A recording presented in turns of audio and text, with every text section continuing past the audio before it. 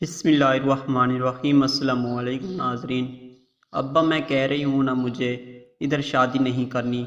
ماہی یہ بات اپنے ابا سے 10ویں بار کر رہی تھی۔ تو بیٹا میں کیا کروں، تمہیں ساری زندگی گھر میں ہی رکھوں؟ احمد صاحب کا ضبط بھی جواب دے گیا۔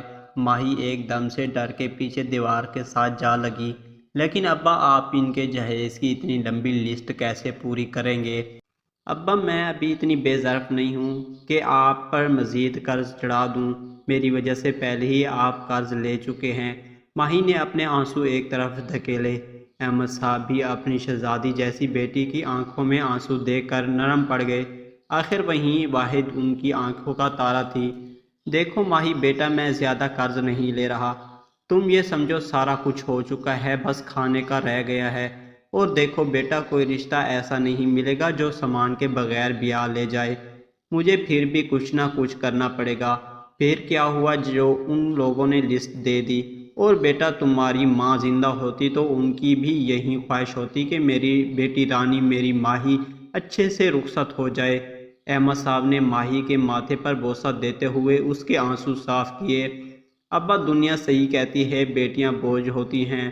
اور ابا کیا پتہ میں بعد میں خوش رہ سکوں یا نہ۔ احمد صاحب نے ایک دم سے اپنے دل پر ہاتھ رکھا۔ نہ میری ماہی، ایسے مت کہو۔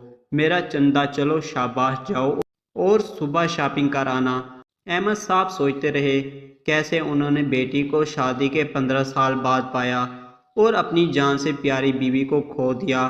ماہی کی رخصتی کا وقت ہوا تو وہ اپنے باپ کے گلے لگ کر بے حد روئی، کیونکہ وہ بارات میں آنے والے خواتین اور اپنی ساس کی باتیں سن چکی تھی کہ ایک بیٹی اور اس کو بھی اتنا سامان دیا، بس نہ کھانا ڈھنگ کا تھا۔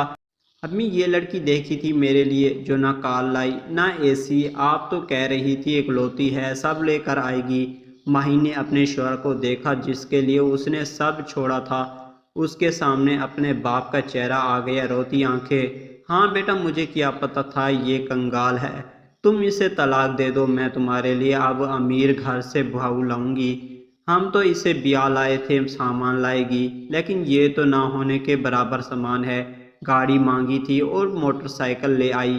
ماہی تقدیر کا کھیل سمجھنے سے قاصر اپنے باپ کے دہلیز پر قدم رکھتے ہوئے احمد صاحب کا سوچ رہی تھی۔ احمد صاحب سامنے دروازے پر گرے سوچ رہے تھے۔